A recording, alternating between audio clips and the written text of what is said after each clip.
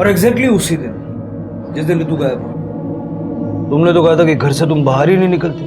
कहाँ गई थी? गई थी ना बाहर, मैं मंदिर। कौन से मंदिर? इच्छा पूर्ति मंदिर, वो पीछे है ना, पास में ही तो है, वहीं गई थी। ये फोटो निकालो।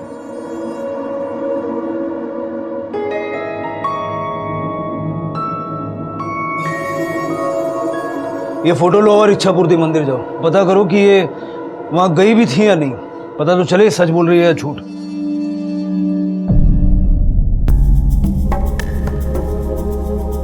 साहब, मेरी लाली के बारे में कुछ पता चला साहब? फिलहाल तो नहीं पता चला है।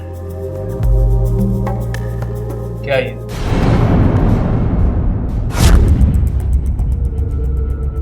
साहब, वो मैं उस दिन खाई में थी तो। ऐसी कैसी खाई?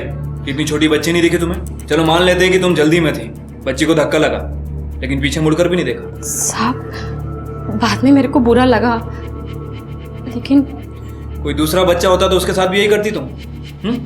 तुमने इल्जाम लगाया था ना रितु पर। कहीं ऐसा तो नहीं कि रितु से बदला लेने के चक्कर में तुम्ही उसे गायब किया? मेरी लाली को रितु नहीं मारा था।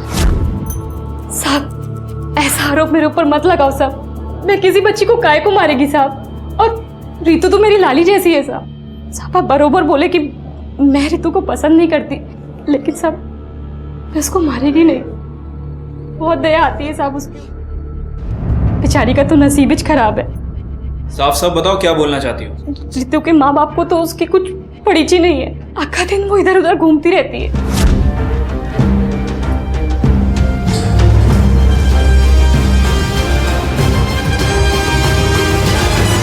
पहले तो लाली के मर्डर के लिए रितु पर इल्जाम लगा रही थी, और अब तुम्हें रितु के लिए बुरा लग रहा है। साहब, रितु तो मेरी लाली जैसी है। मैं इसको कभी नहीं मारेगी साहब। काय को उसको मारेगी? नहीं साहब। ठीक है, मंदिर में या मंदिर के आसपास किसी ने तुम्हें आते जाते देखा नहीं। सच बताओ कहाँ गई थी? अगर यहाँ नहीं बताओगी तो लॉकअप में ले जाके पूछेंगे, और लॉकअप में हम किसी की उम्र का लिहाज नहीं करते। शनिवार बाबा के मंदिर गई थी मैं। ओ हाँ, शायद। कौन? वो तांत्रिक है। तांत्रिक? हाँ, वो बेटा, मैं उनके पास 3-4 बार पहले भी गई हूँ। वो कुछ तंत्र मंत्र कर रहे हैं, सिर्फ इसलिए कि तुझ में अंदर से माँ बनने की इच्छा पैदा हो। वो तेरे लिए मैं डाइट का खाना बनाती हूँ ना, तो बाबा जी की दी हुई थोड़ी सी विभूति उसमें मिला के तुझे खिला देती हूँ, और कुछ नहीं बच्चे। मैंने वो ये चक्कर क्या है? जो बच्ची है आपकी, उसकी तो आप कोई परवाह नहीं करते, फिर से बच्चा चाहिए। सर रितु हमारी बेटी नहीं है, शी इज अडॉप्टेड। उसे गोद लिया था हमने। एक बच्चे को गोद लेना खिलौना खरीदने जैसा नहीं है कि जब मन भर गया तो उसे फेंक दिया जाए। ये एक ऐसी जिम्मेदारी है जिससे मुंह नहीं मोड़ा जा सकता। एक ऐसा दायित्व है जिसे शायद रितु के माता पिता और दादी कभी समझ ही नहीं पाए। सर, नीलम के कॉल रिकॉर्ड से ऐसे किसी भी शख्स का नाम सामने नहीं आया जो रितु को गायब करने में उसकी मदद कर सके। सर, फोन ट्रायंगुलेशन रिकॉर्ड के हिसाब से जिस दिन रितु गायब हुई, नीलम की लोकेशन सोसाइटी की थी। वो पूरे दिन सोसाइटी में ही थी। हाँ, लेकिन उसने इल्जाम लगाया कि रितु की फैमिली उसे लाइक नहीं करती। क्योंकि रितु उनकी सगी बेटी नहीं है, बल्कि एडॉप्टेड है। मुझे भी अभी पता चला, और हो सकता है कि इसीलिए वो लोग रितु के साथ में बुरा सलूक करते हैं। गोखले, गोद लिए हुए बच्चों के घर से भाग जाने के बहुत सारे केसेस सामने आते हैं। ऐसा तो नहीं कि रितु भी भाग गई हो सकता है सर, स्पेशली जब उसे किसी ने उकसाया हो। गोखले, मुझे लगता है कि उसकी गुमशुदगी इस एडॉप्शन के एंगल से जुड़ी हुई, या फिर हो सकता है कि उसे किसी से डर था। सर, ऐसा भी तो हो सकता है कि रितु ऐसा कुछ जानती हो जो किसी और को ना पता हो। जो भी है गोखले, लेकिन अगर रितु घर से भागी भी है तो उसकी जान को बाहर उतना ही खतरा है। क्योंकि इन सारे केसेस में रितु का नाम कहीं ना कहीं जुड़ा हुआ है। 2 बच्चियों की हत्या और अब खुद रितु का गायब हो जाना। इससे पहले कि उसे कुछ हो जाए, हमें उसे ढूंढना पड़े। Okay sir. सच चाहे जो भी हो, लेकिन रितु की गुमशुदगी के पीछे उसके परिवार की लापरवाही एक बहुत बड़ा कारण था। और पुलिस के अनुसार रितु की गुमशुदगी जो सिर्फ हादसे नहीं थे, बल्कि सोची समझी हत्याएं थी।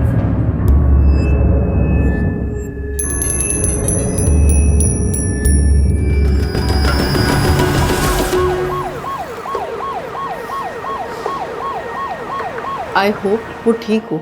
मैंने ही उसका नाम रितु रखा था। 2 साल की थी तब उसे अडॉप्ट किया गया था। वेरी स्वीट गर्ल, बहुत ही एक्टिव थी, सब कुछ बहुत जल्दी सीख जाती थी। लेकिन घर पे तो बड़ी चुपचाप और सहमी सहमी से है। सरप्राइजिंगली सर, एक्चुअली हमारे यहाँ एक पॉलिसी है हर 3 साल के बाद एडॉप्ट किए गए बच्चे की अपडेट करने की, वो फैमिली में एडजस्ट हो पा रहा है कि नहीं।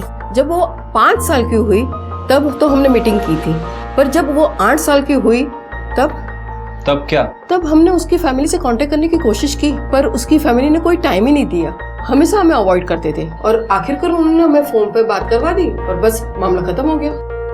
बच्ची के असली माँ बाप के बारे में जानकारी देंगी? जी नहीं सर, वो तो हमें रास्ते पे मिली थी, हमने पेपर में इश्तिहार भी दिया था, FIR भी दर्ज करवाई थी रूल्स के मुताबिक, पर आज तक किसी ने कांटेक्ट करने की कोशिश नहीं की। एक हंसती खेलती नॉर्मल बच्ची की ये हालत कर दी तुम लोगों ने। ऑर्फनेज से भी बात की हमने, सोसाइटी के एक एक आदमी को पता है तुम लोगों ने रितु के साथ कैसा सुलूक किया। अब सीधे सीधे बोल, क्या किया रितु के साथ? पहले गोद लिया और जब ऊब गया तो छुटकारा पाने के लिए मार दिया उसे। नहीं सर, ऐसा कुछ भी नहीं है सर, हम सिर्फ थोड़ा सा सख्त है उसके साथ सर, कुछ भी नहीं किया हमने। हाँ सर, हमने कुछ भी नहीं किया उसके साथ। वो तो बच्ची बिगड़ ना जाए, ये नाटक मेरे आगे मत करना। उसकी गुमशुदगी की रिपोर्ट भी तुमसे लिखवानी पड़ी हमें। कितनी परवाह है तुम्हें उस बच्ची की हम जानते हैं।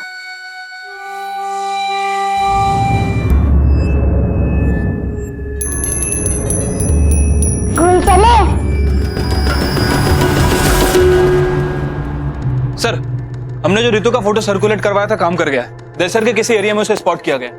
दहीसर? पता करो दहीसर में एग्जैक्टली कहां देखी गई थी। आसपास का एरिया स्कैन करो, लोगों से पूछताछ करो। Okay sir.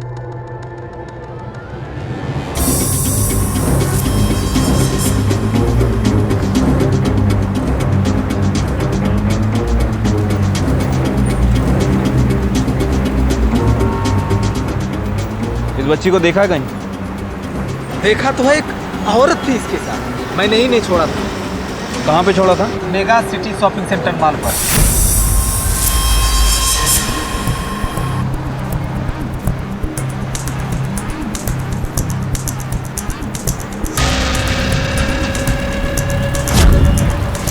अच्छा, जो औरत थी उसकी शक्ल याद है? शक्ल तो याद नहीं है, लेकिन उसने बहुत अच्छे कपड़े पहने थे। स्केच तो बनवा सकते हो ना?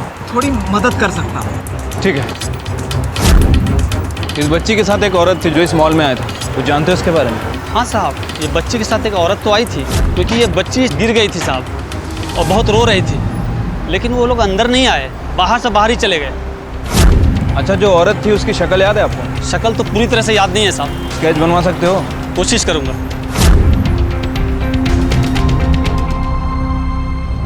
सर, तीनों से ही पूछताछ की है, तीनों ने जो डिटेल्स दी है उसके हिसाब से हमने स्केच मंगवाया। किसी और को पहचाना उन तीनों ने? नहीं सर। सर, नीलम, मीरा, क्षितिजा और रितु की मां श्रुति, इन सभी के फोटो दिखाए। इनमें से किसी को नहीं पहचाना। उनका कहना है कि ये औरत कोई और ही है। सर, बात करने पर ऐसा लग रहा था कि खुद भी कॉन्फिडेंस नहीं है। फिर उन्हें स्केच बनवाया। सर, मुझे नहीं लगता कि हमें इस स्केच से कुछ हासिल हो। आई नो गोखले, लेकिन इस वक्त हमारे पास कुछ भी नहीं है सिवाय इस स्केच के। एक काम करते हैं, सुलेखा सोसाइटी में चल के ये स्केच वेरीफाई करते हैं। क्या चालू है इधर? सब पता नहीं है कौन है, हमारी सोसाइटी में आके हम ही से काम छीन रही है। तूने ठेका ले रखा है इस सोसाइटी में काम करने का कि केवल तू ही काम करेगी? नहीं साहब, ऐसा नहीं है। इधर कैसा है कि सभी लोग हम ही लोग को काम पे रखते हैं। हम लोग इधर कितने सालों से काम कर रहे हैं, और अमन सर को अगर काम वाली चाहिए तो मेरे को बताते ना, कि पता नहीं कौन है। अमन? लेकिन अमन के उधर तो मीरा काम करती है ना? वही तो साहब, पता नहीं किधर है वो, 2-3 दिन से काम पे भी नहीं आई है। हम लोग को बोल के जाती तो ये घुसती नहीं ना। ठीक है, अपना अपना काम करो, जाओ, चलो जाओ जाओ जाओ। मुखले, रितु 2 दिन से गायब है और मीरा भी 3 दिन से नहीं। रितु का गायब होना और मीरा का नहीं आना, ये आपस में कनेक्टेड तो नहीं? Meera is very good. मैं तो सभी को कहता हूँ कि घर में बच्चे हो तो मीरा को ही रखे। मतलब जैसे सोसाइटी के लोग बताते हैं, मीरा को सोसाइटी के बच्चों से लगाव था, खास करके रितु से। हाँ सर। गोखले, अब तक हम सोच रहे थे कि कहीं रितु को कोई नुकसान न पहुंचाना चाहता हो, लेकिन कहीं ऐसा तो नहीं कि रितु को उसके माँ बाप से बचाने के लिए अगवा किया गया हो? सर, मीरा के घर जाके पूछताछ करो, देखो क्या मिलता है। Okay sir.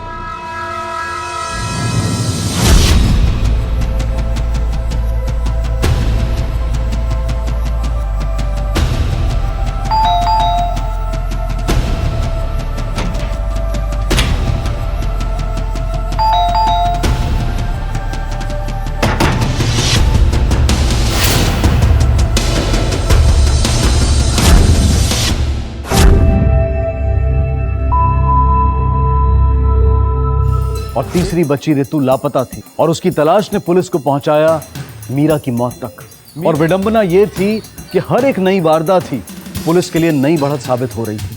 लेकिन अपराधी तक पहुंचने के लिए कभी ना कभी पुलिस का उससे एक कदम आगे पहुंचना बहुत जरूरी था। वक्त बहुत कम था और एक मासूम जान खतरे में थी, ऋतु की।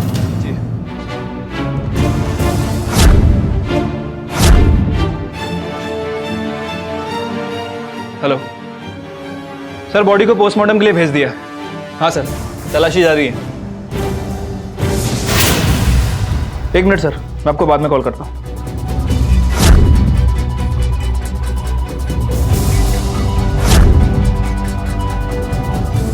रितु सर, ये कुछ सामान मिला है। इसका मतलब ये हुआ कि रितु इसी घर में थी। फॉरेंसिक के लिए भेजो। ये स्कूल ड्रेस, ये जूते, कपड़े, किताबें, ये ऋतु के हैं? हाँ सर, लग तो ऋतु के ही रहे हैं। लग तो रहे हैं मतलब? मानता हूं कि तुम दोनों को ऋतु की कोई परवाह नहीं, उसकी चीजें ही पहचान लेता है। सर हम कोशिश कर रहे हैं सर आपकी मदद करने की। वो दिख रहा है। सर, मीरा के बारे में पूछताछ कर एक ही बात सामने आई है कि वो ऋतु के काफी क्लोज थी और सोसाइटी वाले भी ये बात मानते हैं। सर, इस केस में ऋतु का गायब हो जाना, सर आई थिंक आपका अंदाजा सही था। मीरा ने ही ऋतु को गायब किया होगा उसके माँ बाप से बचाने के लिए।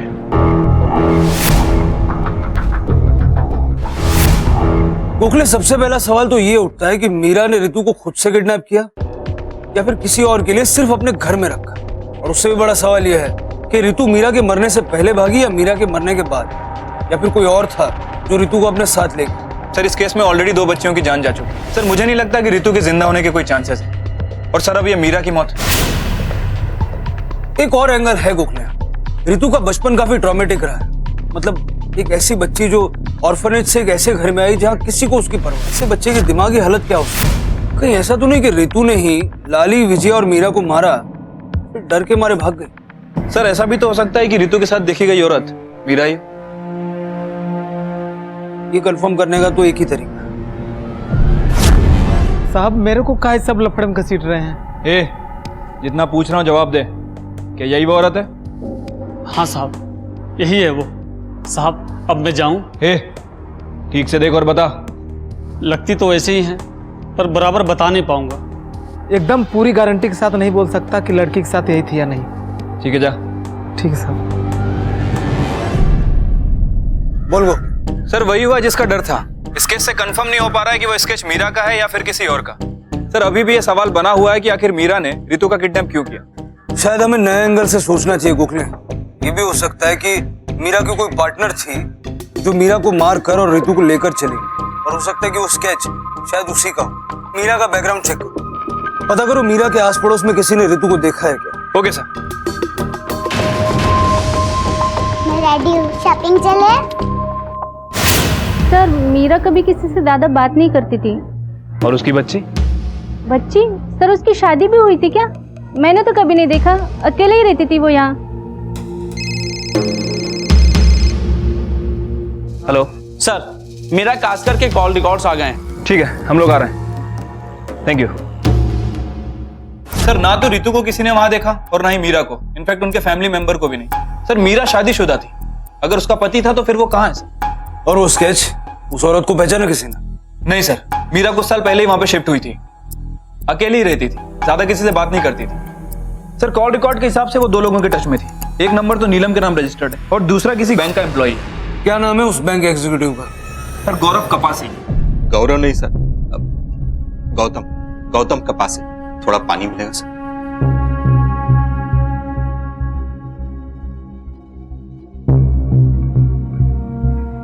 अब ठीक से बताओ, क्या बोल रहे थे तुम? लोन मांग रही थी सर। समझो ना गौतम साहब। अरे नहीं हो सकता, बैंक में काम करता हूँ, इसका मतलब ये नहीं कि सबको उठाते लोन देता रहूं। अरे लेकिन पहले तो आप कुछ। पहले का टाइम अलग था, अभी का टाइम अलग है। नहीं हो सकता मतलब नहीं हो सकता। अरे अगर पैसे नहीं मिले ना तो मर जाऊंगी मैं, बहुत बड़ी बीमारी है। मतलब तुम उसे पहले से जानते थे? कैसे? हाँ मतलब उसका डांस देखने जाता था पहले। डांस? बार में डांसर थी वो। वहीं मिली। Meera bar dancer? सर मैं जाऊं, मेरे को और कुछ नहीं मालूम। उसके पति के बारे में क्या जाना? देखा नहीं कभी, लेकिन बाद में पता चला कि उसके लिए ही उसने डांस छोड़ दिया।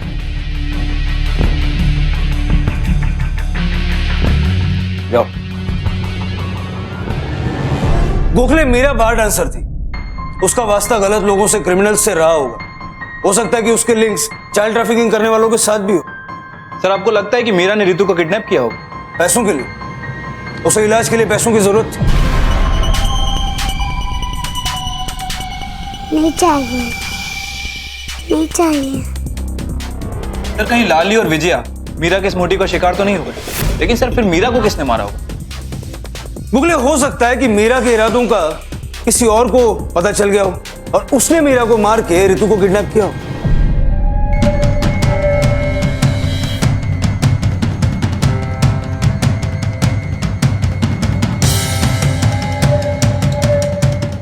मुगले, अगर रितु जिंदा है तो उस तक पहुंचने की हमारे पास एक ही घड़ी, और वो है मीरा। पुलिस के सामने अब भी कई सवाल थे। क्या मीरा ने रितु का अपहरण किया था, या फिर वो सिर्फ उसे अपने पास सुरक्षित रखना चाहती थी? क्या मीरा इस काम में अकेली थी या फिर कोई उसकी मदद कर रहा था? रितु को आखिरी बार जिस औरत के साथ देखा गया था, क्या वो मीरा ही थी या फिर कोई और? मीरा के अतीत के काले राज के साथ सामने आई बच्चों की तस्करी की संभावना। यह साफ था कि रितु के माता पिता उसके प्रति निर्मम और क्रूर थे। ऐसी स्थिति में वो जहां भी थी, जिस किसी के भी साथ थी, उसका वहां खुश होना अजीब होने के साथ साथ स्वाभाविक भी लगता है। रितु जो डरी सहमी चुपचाप रहा करती थी, अब अचानक बोलने लगी थी। स्कूल चले? पर धीरे धीरे उसकी आवाज ये खुशी दोबारा चुप्पी में तब्दील होती दिखाई दी। क्या वक्त रहते पुलिस उस तक पहुंच पाएगी इससे पहले कि रितु किसी बुरी घटना का शिकार हो जाए? सब बीमारी के बारे में तो मेरे को नहीं बताई वो। मीरा बार डांसर थी, कुछ पता है उसके बारे में? बार डांसर? नहीं साहब, मेरे को इसके बारे में कुछ नहीं मालूम, और अगर ऐसा कुछ होता तो मैं उसे अपने आजू बाजू भटकने भी नहीं देती। पैसों की तंगी को लेकर कभी कोई बात की थी उसने? बोलेगी या फिर ले चलूं थाने? वो सब एक बार वो मेरे को बोली पैसे के बारे में, लेकिन सब उसके बाद मेरे को नहीं मालूम साहब, बहुत समय हो गया। इसका मतलब मेरी विजय को मीरा ने मारा? अच्छा हुआ मर गई, उसके पापों की सजा मिल गई उसे। विजू,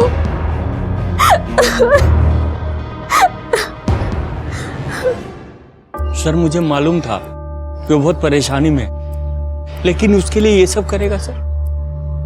थोड़ा बहुत मदद हम लोग कर सकते हैं सर, लेकिन एडवांस इतना सर? एक दिन आकर मुझसे 25,000 रुपया मांगने लगा। सर मुझे कैसे पता हुआ कि वो पहले क्या काम करती थी? हाँ, उसने मेरे से पैसे जरूर मांगे थे, मेरी खुद ही तंगी चल रही थी, तो मैंने उसे मना कर दिया। लेकिन जब मैंने उससे बाद में पूछा तो उसने बोला कि उसका अरेंजमेंट हो गया था। अगर मेरे पास पैसे होते तो मैं ज़रूर दे देता। अरेंजमेंट हो गया मतलब? कब की बात कर रहा? आई थिंक उसके गायब होने से पहले 1-2 दिन पहले की बात है। सर एक बात तो कंफर्म है कि मीरा पैसों के लिए डेस्परेट थी, किसी भी हद तक जा सकती थी। सर सोसाइटी में भी किसी ने उसकी मदद नहीं की और बैंक से भी उसका रिजेक्शन हो गया। सर आखिरकार इतना पैसा उसके पास आया कहाँ से? मुखले, कोई तो है जो अभी भी हमसे झूठ बोल रहा है, क्योंकि इतना तो हम जान गए कि लाली और विजया को धक्का देने वाला सोसाइटी में से कोई था। मेरी लाली को फिर से नहीं मारा था, क्योंकि सीसीटीवी फुटेज में भी बाहर का कोई आदमी आते या जाते दिखा नहीं। सब अपनी बिल्डिंग के लोग हैं, कोई भी बाहरी आदमी नहीं है। इस सोसाइटी में से कोई ऐसा हो सकता है जिसने रितु को गायब करवाने के लिए मीरा को पैसे दिए। रितु को गायब करने का फायदा किसे हो सकता है? सर रितु के माँ बाप, क्योंकि वो दोनों से छुटकारा पाना चाहते थे। और सर नीलम, सर कहीं ऐसा तो नहीं कि मीरा से काम निकलवा के रितु के माँ बाप ने उसे मार दिया ताकि सोसाइटी में किसी को शक ही ना हो? साहब मेरे खुद के पास भी तो इतने पैसे होने चाहिए ना, अपन गरीब आदमी है साहब, इतना पैसे किधर से लाएंगे?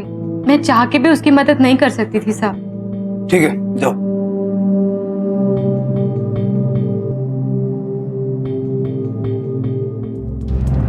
पूछताछ के दौरान हमें पता चला कि बहुत पहले मीरा तुम्हारे यहाँ काम करती थी, फिर एक झगड़ा हुआ बहुत बड़ा और तुमने उसे नौकरी से निकाल दिया।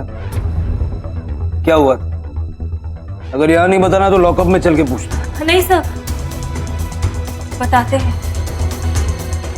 सर वो हमें ही ज्ञान देने लगी थी, हमारे पर्सनल मैटर में घुसने लगी थी। क्या पर्सनल मैटर्स? सर वो मीरा, उसे लगता था कि हम ऋतु के साथ कुछ ज्यादा ही सकते हैं। उसी की प्रॉब्लम है सर। ऋतु हमारी बेटी है ना, हम जैसे चाहे वैसे रखे उसे। 2 टके की नौकरानी, लात मार के निकाल दिया उसे। क्या री, मेरे घर के मामले में बहुत टांग अड़ाने लगी है।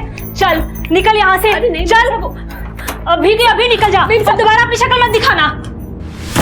लेकिन हमने तो सुना कि उसी ने नौकरी छोड़ दी, और वैसे भी एक नौकरानी को नौकरी छोड़नी पड़ जाए, ऐसा क्या कर रहे थे आप ऋतु के साथ? बच्ची को अगर कुछ हो गया ना, तुम दोनों को छोड़ूंगा नहीं मैं। बच्ची को मिल जाने दो, उसके साथ बुरा व्यवहार करने की सजा तो मैं तुम्हें दिलवा के रहूंगा। सर तुम लोग जा सकते हो, लेकिन शहर छोड़ के मत जाना, जरूरत पड़ेगी तो फिर बुलाऊंगा। जी सर।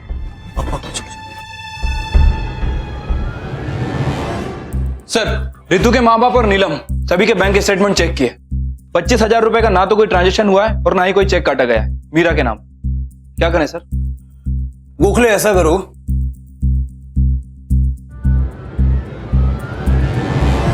झूठ क्यों बोला तू?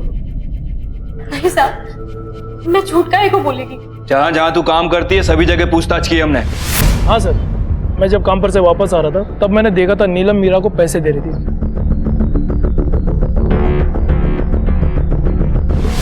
देख नीलम, अब झूठ बोलने का कोई फायदा नहीं। हम जानते हैं कि तूने ही मीरा को पैसे दिए ताकि ऋतु को किडनैप करवा के तू लाली के मर्डर का बदला ले सके। तुझे पूरा विश्वास है कि ऋतु ने ही लाली को मारा था, है ना?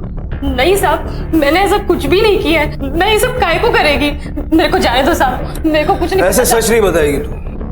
नहीं साहब, मीरा को पैसे क्यों दिए थे? बताती हूँ साहब, मैंने पैसे दिए साहब, लेकिन ऋतु को नुकसान पहुंचाने के लिए नहीं साहब, अपनी बेटी लाली को बचाने के लिए। ये सारी चीजें किशोर की वजह से हुई। वो कर सारे पैसे दारू में उड़ा देता था।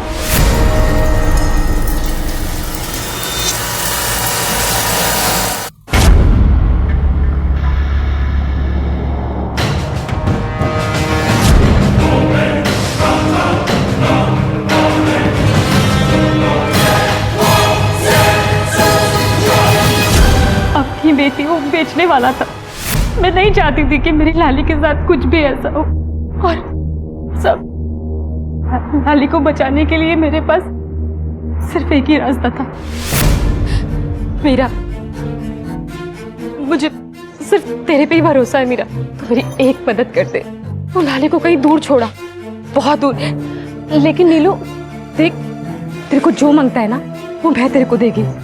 तो मेरा इतना सा काम कर दे, नहीं तो उसका बाप उसे वैश्या बना देगा। मेरा छोड़। मैं जानती थी कि मीरा को पैसे की जरूरत है, मीरा को पैसे दिए। मैंने ये सोचा कि मेरी बेटी बच जाएगी, उसे कुछ नहीं होगा, सब ठीक हो जाएगा। उसका हाथ पकड़ने जा रही थी मैं। अरे तू यहाँ क्या कर रही है? चल नीचे उतर। डर गई थी वो। मुझे माफ कर दे नीलम। क्या बोलती मैं मीरा को? और तुम्हें उसकी बात पे विश्वास है कि एक एक्सीडेंट था? अब विश्वास करूं या ना करूं, उसका कोई फायदा नहीं। अगर लाली को बचाना था तो पुलिस के पास आती। क्या मिला ये सब करके? खो दिया ना अपनी बेटी को।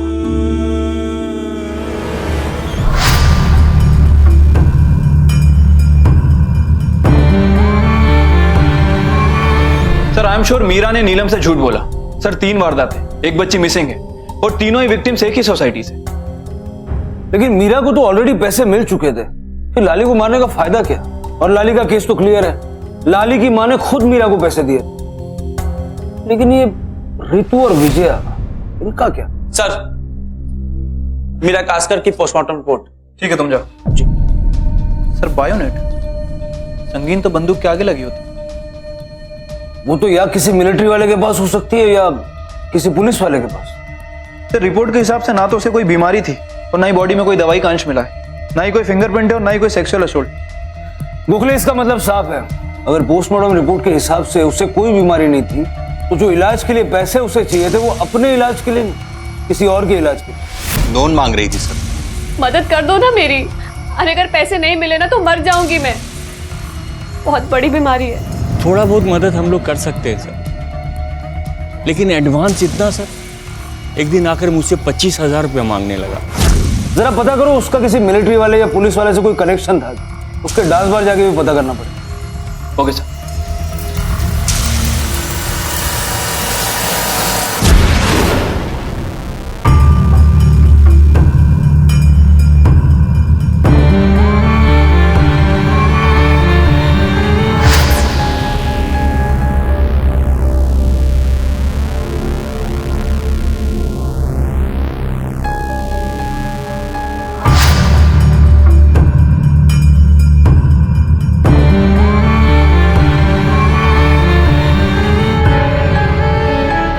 चले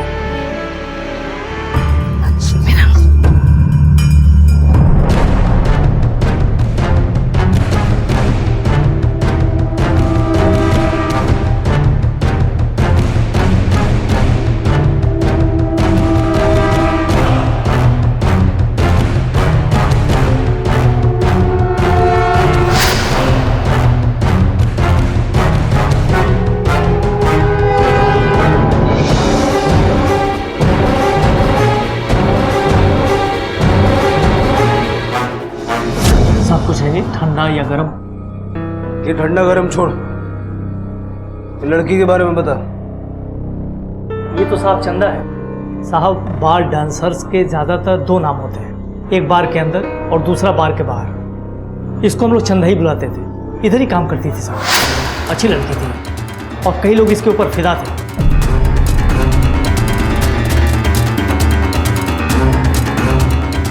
प्यार व्यार के चक्कर में पड़ के सब कुछ इसने बर्बाद कर दिया। इसके पति के बारे में जानता है? इसके फिल्म में वही तो कॉमेडी है साहब। पति के चक्कर में तो उसने इधर काम करना छोड़ दिया और उसका पति एक नंबर का बेवड़ा है। हर दूसरे दिन इधर आ जाता है और बवाल करता है। नाम क्या उसके पति का? नाम तो नहीं मालूम साहब, जैसे ही आएगा मैं आपको इन्फॉर्म कर दूंगा।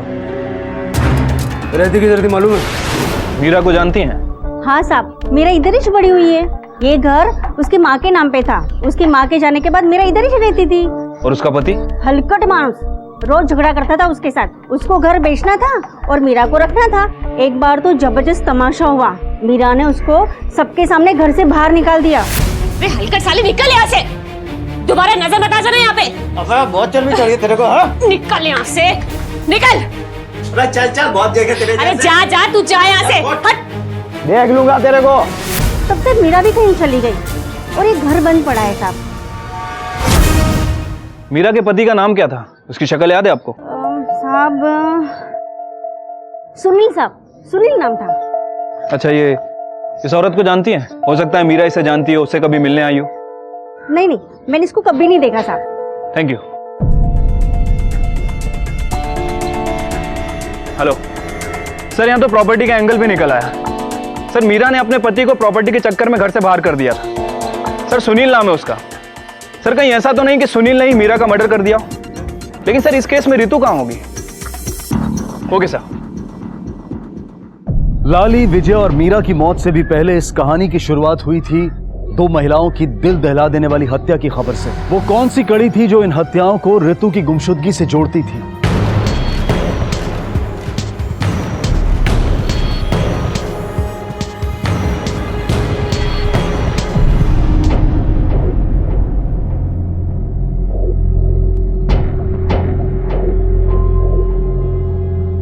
कदम सर, ये अपना मलाड जुरिडिक्शन में एक मर्डर केस इन्वेस्टिगेट हो रहा है। विक्टिम का नाम मीरा कास्कर है। केस डिटेल्स निकालो, पता करो कि केस कौन हैंडल कर रहा है। Okay sir. क्या मीरा की हत्या के पीछे उसी के पति का हाथ था? हलकट मानुस, रोज झगड़ा करता था उसके साथ। क्या रितु भी बदकिस्मती से इसी गुनाह की गवाह बन गई थी, या फिर उसकी गुमशुदगी के पीछे उसका अपना परिवार जिम्मेदार था?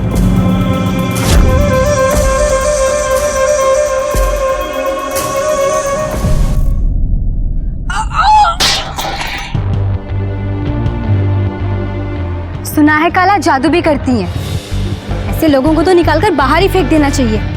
आज अपनी पोती को गायब करवाया है, कल पता नहीं किस किस को गायब करवाएंगी। नवरात्र की बात चल रही है क्या? भाई मैं तो कहता हूँ डीजे रखते हैं, सभी को मजा आएगा और बच्चे भी एंजॉय करेंगे। तू तो रहने दे, अपनी बेटी को खुद गायब करवा के और बच्चों की मनोरंजन की बात कर रहा है। अभी हादसा हुआ, आप में से कौन यहाँ था?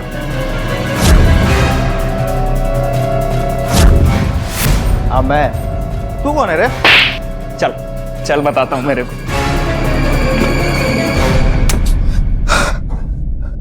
रितु का कौन रितु साहब?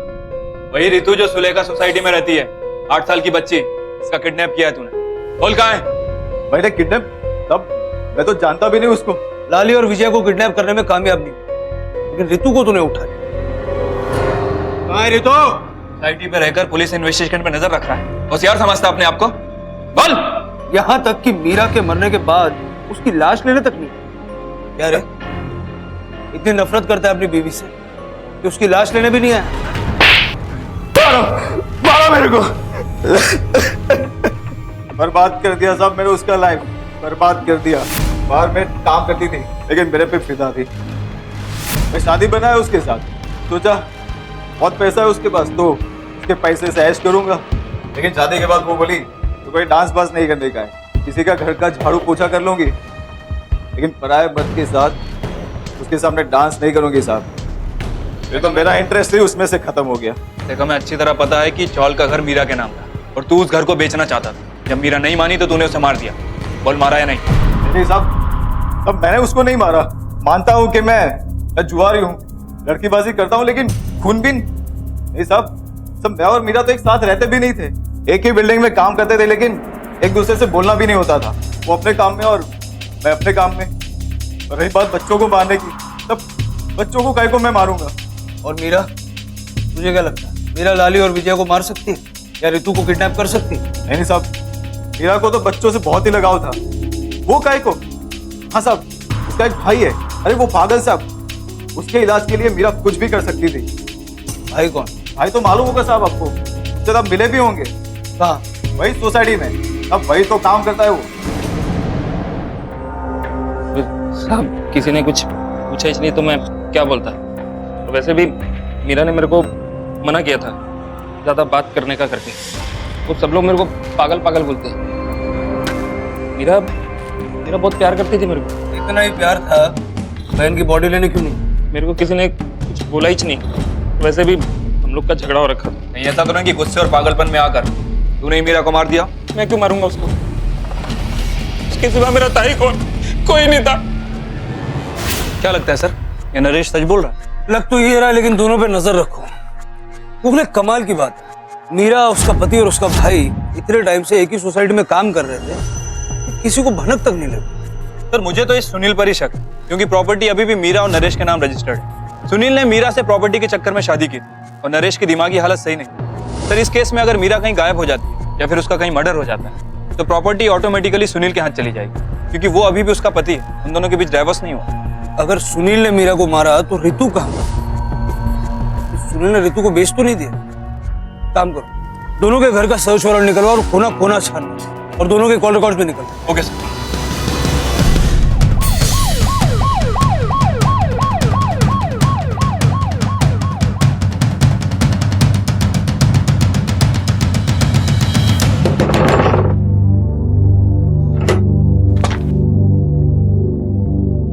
घर की तलाशी ले ले तेरा। मेरे घर की तलाशी? टी-शर्ट।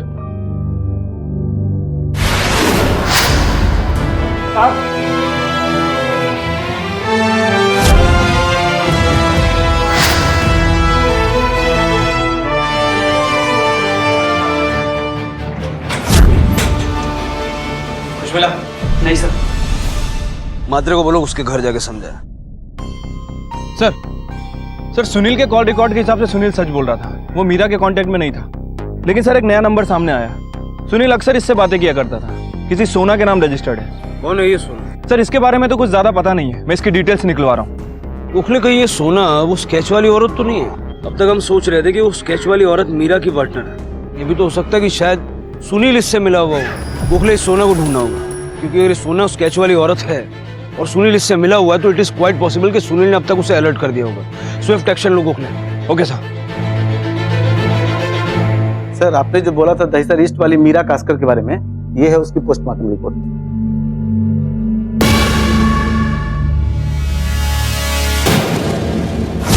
सर घर में ताला लगा हुआ था, मैंने ताला तोड़वा दिया है। शिंदे सर्चिंग कर रहा है। अभी तक तो नहीं सर।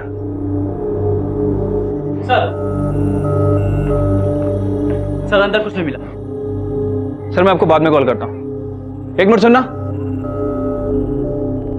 आप दोनों यहीं रहते हैं? हाँ साहब। अच्छा, इस औरत को जानती हैं? हाँ साहब, यही सोना है। तुम्हें पक्का यकीन है यही सोना है? अरे साहब यहीं पे रहती है। पहचानूंगी नहीं क्या? सिर्फ सिंदूर लगाती थी। सिंदूर? शादीशुदा थी क्या? नहीं साहब, मतलब मालूम नहीं, उसके पति को कभी देखा नहीं। उसके पास तो अलग अलग आदमी आते थे साहब, बार में नाचती थी वो। अच्छा, ये सोना कौन से बार में काम करती थी? रूबी रोज डांस बार। ठीक है साहब, काम तो यही करती है, लेकिन 3-4 दिन से दिखी नहीं और फोन भी नहीं लग रहा है। इसके घर में भी ताला लगा और यहाँ भी किसी को कुछ नहीं पता। खैर, इस आदमी के बारे में कुछ पता है? ये सोना के पीछे बहुत चक्कर काटता है, लेकिन जब से वो गायब है ये दिखा ही नहीं। सोना और इसका कोई चक्कर वक्कर था? कस्टमर और डांसर के बीच में क्या चलता है हमको क्या मालूम। ठीक है शिंदे, लेकर आओ इस सुनील को, हम लॉकअप में सर्च खुलवाते हैं। Yes sir. तो आपके कहने का मतलब है कि ये सारे मर्डर एक दूसरे से कनेक्टेड हैं? जी, 2015 के हैं दोनों मर्डर केसेस, झरना पटेल और प्रीति सिंह। ठीक उसी तरह जिस तरह मीरा कास्कर को मारा गया है। मैंने तीनों के पोस्टमार्टम रिपोर्ट्स को कंपेयर किया है। हमारी इन्वेस्टिगेशन के हिसाब से तो ये किसी सीरियल किलर का काम लगता है। सर, कांस्टेबल पाटिल का फोन आया था। सुनील घर से गायब है। पड़ोसी ने उसको हड़बड़ी में भागते हुए देखा। इस केस की शुरुआत एक मध्यम वर्गीय रिहायशी इलाके से शुरू होकर अब मुंबई की अंधेरी गलियों में छिपे डांस बार की दुनिया तक आ पहुंची थी। ये साफ था कि रितु के साथ देखी गई महिला कोई और नहीं बल्कि सोना ही थी। मैं रेडी हूँ, शॉपिंग चले? चल आज। सुनील की फोटो सर्कुलेट करवाओ और एक एक कांस्टेबल सुनील के और सोना के घर के बाहर भी तैनात करवाओ। हो सकता है कि सुनील अपने या सोना के घर जाने की कोशिश करे। Okay sir. हेलो, क्या? ठीक है सर, एक और बॉडी मिली है।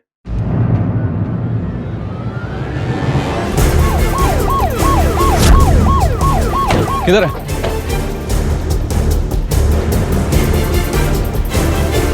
सर ये तो सोना लग रही है। शिंदे, बॉडी को पोस्टमार्टम के लिए भेजो और रिपोर्ट हाई प्रायोरिटी पे मंगाओ। एक सेकंड इंपॉर्टेंट है। Yes sir.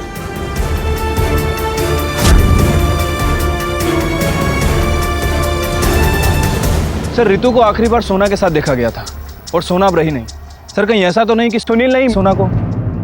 गोखले, अब तक मिले सबूतों के हिसाब से तो सुनील ही वो सीरियल किलर है जिसे हम ढूंढ रहे हैं। हो सकता है कि सुनील के कहने पर ही सोना ने रितु को अपने पास रखा हो और अपना मतलब निकल जाने पे सुनील ने सोना को मार दिया और रितु को लेकर फरार हो गया। सर अगर रितु जिंदा हुई तो सुनील का अगला टारगेट हो सकती है। You right. इससे पहले कि सुनील किसी और को नुकसान पहुंचा पाए हमें उसे दबोचना होगा। सुनील को हाई प्रायोरिटी पे ट्रेस करो। Okay sir.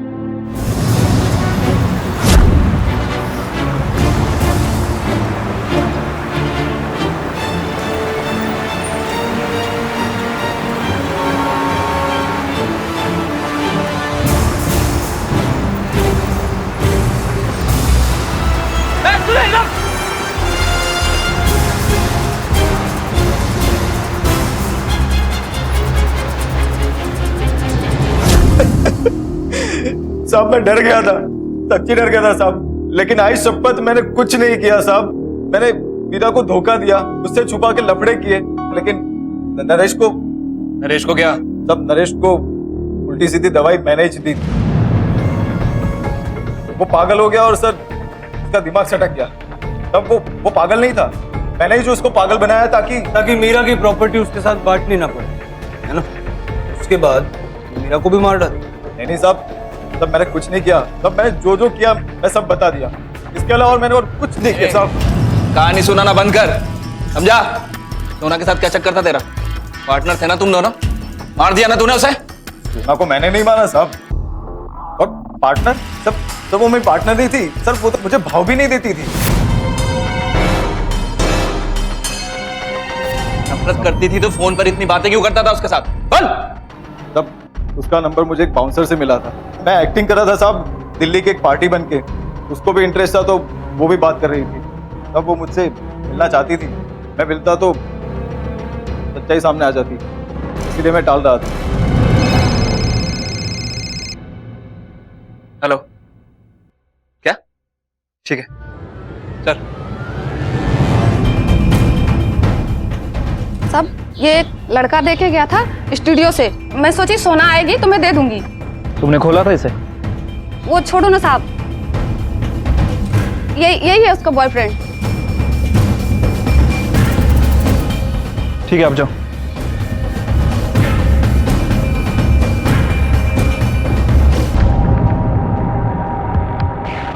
हेलो सर, हम लोग गलत सोच रहे थे।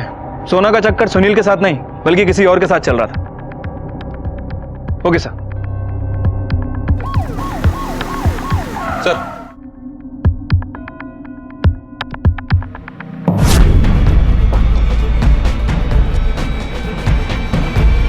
बोलो उसको। पकड़ो।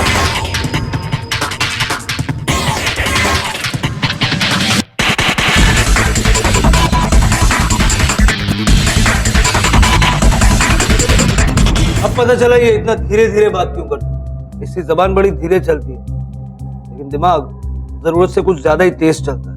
पागल नहीं, शातिर। लेकिन अब तेरा खेल खत्म। अब तू सीधे सीधे सब कुछ बताएगा या मैं अपने तरीके से उगलवाऊं? साहब, मीरा मेरे इलाज के लिए लाली को गायब करने वाली थी, मालूम था मेरे को। मीरा, तू लाली को मुझे दे देना। इतनी दूर उसको अकेली छोड़ने का क्या फायदा? मैं रखूंगा ना उसको अपनी बेटी बना के। पागल है क्या तू? अरे सुन, सबको लगेगा कि तूने उसे किडनैप किया है, जेल में डाल देंगे तुझे, समझा ना? लाली के साथ जो हुआ उसको देख के मेरे को लगा ये तो मैं भी कर सकता हूँ। किसी भी छोटी बच्ची को अपने साथ लेके जाके मैं अपनी बेटी बना के रख सकता हूँ। फिर मैं, बच्ची और सोना। सोना को कैसे जानता है? साहब, बीवी तो वो मेरी, लेकिन वो घर पे रुकती ही नहीं थी, रोज चली जाती थी, पता नहीं क्यों। सोना, रुकना। काय को जाती तू रोज रोज? रुक क्या, मैं तेरी बीवी हूँ क्या? अरे बीवी तो है, ये मंगलसूत्र भी तो मेरे नाम का पहनती है तू। ये मंगलसूत्र ना मैं तेरे नाम का नहीं, इस दुनिया को दिखाने के लिए पहनती हूँ, ताकि कोई भी मुझे अपनी प्राइवेट प्रॉपर्टी ना समझे, और तू भी मत समझ। बड़ा इसलिए मेरे को लगा कि अगर बच्चा आ जाएगा तो सोना को अपनी जवाबदारी समझ आएगी और वो फिर घर से नहीं जाएगी। उस दिन विजया मेरे से टेरेस की चाबी लेने के लिए आई। वॉचमैन अंकल, टेरेस खोल देना, मेरी बॉल ऊपर चली गई है। उसको देखा तो मेरे को लगा कि यही मेरी बेटी है। इसको अपने साथ लेके जाऊंगा और अपनी बेटी बना के रखूंगा, और मैं, वो और सोना एक साथ मस्त फैमिली की तरह रहेंगे। लेकिन वो नहीं मानी। बेटा, तू मेरी बेटी बनेगी ना? हाँ, और मैं तेरा पापा, सोना तेरी मम्मी। बेटा मस्त फैमिली के जैसे रहेंगे, बहुत मजा करेंगे। मैं पापा को आपके बारे में सब कुछ बता दूंगी। नहीं बेटा, लाली के जैसे विजय को भी, रितु बेचारी, उसके माँ बाप को उसकी पड़ीच नहीं थी। मुझे लगा इसको मैं बहुत प्यार दूंगा, बहुत। आजा बेटा, चल बेटा।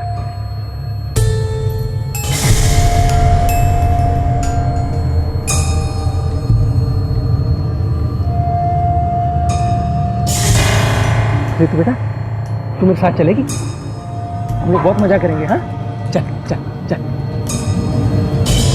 लेकिन मीरा को प्रॉब्लम थी मेरी खुशी से। फंस जाएगा तू दादा, मत कर ये पागलपन। ये सब तेरी बीमारी की वजह से हो रहा है। तू समझ क्यों नहीं रहा? ना ही रितु तेरी बेटी है और ना ही सोना तेरी पत्नी। ये सब तेरे बीमार दिमाग की उपज है। रितु, तू मेरे साथ चल। रितु, तू अंदर चल बेटा। मेरी फैमिली तोड़ रही थी, मैंने मार दिया उसको, मार दिया। मैंने सोना को बताया कि रितु खो गई थी, मुझे मिली। मैंने सोना को मनाया कि कुछ दिन इसको अपने साथ रखेंगे। हम लोगों ने बहुत मस्ती की, बहुत मस्ती की, एकदम फैमिली के जैसे रहे। अरे लेकिन कब तक? खेल खेल में ठीक है, चलता है, वो तेरी बेटी नहीं है। उसको उसके घर वाले ढूंढ रहे होंगे। सुन, उसको पुलिस के पास लेके चलते। कब तक तू उसको अपने पास रखेगा? कैसी माँ है तू? हाँ, अपनी बच्ची को अपने से दूर करेगी तू? चुप, बिल्कुल चुप। सटकी है क्या तेरी? पागल है तू? और कितनी बार बोला है तुझे, मैं तेरी बीवी नहीं, समझा? और वो बच्ची, वो तेरी बेटी नहीं है। पागलपन की हद होती जा रही है तेरे। ले क्या उस बच्ची को?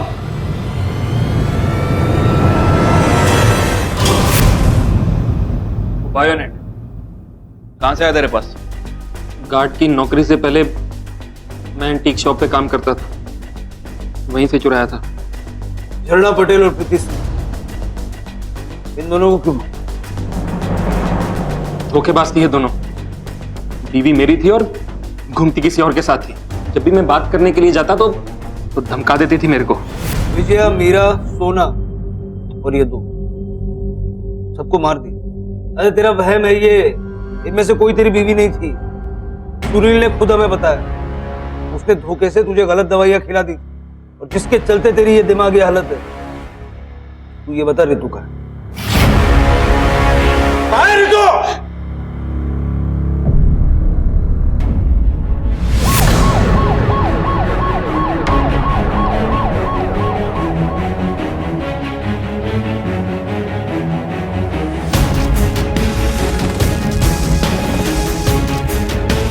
रितु, खोलो। रितु,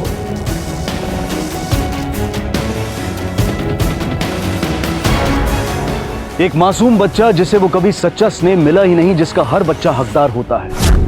जरूरत, चाहत और जुनून, इन सब में वाकई बहुत बड़ा फर्क होता है। जहां एक तरफ अपने परिवार की चाह में नरेश ने सब कुछ तबाह कर दिया था, वहीं दूसरी तरफ अमन, जिसे कदम कदम पर आलोचना सहनी पड़ी, असल में एक शरीफ और संवेदनशील व्यक्ति साबित हुआ। अमन और उसकी पत्नी, जो अपना बच्चा खोने के बाद एक दूसरे से अलग हो गए थे, आज दोनों एक साथ खड़े थे रितु को कानूनी तौर पर गोद लेने के लिए। शायद यही विधि का विधान था। रितु को वो निष्पक्ष स्नेह मिला जिसकी वो हकदार थी। अब मैं अनूप सोनी आपसे विदा लेता हूं। फिर मुलाकात होगी अगले एपिसोड में एक और चौंका देने वाले केस के साथ। तब तक अपना और अपने परिवार का ख्याल रखें और देखते रहें क्राइम पेट्रोल डायल 100। सबक एक को, सीख हम सबको।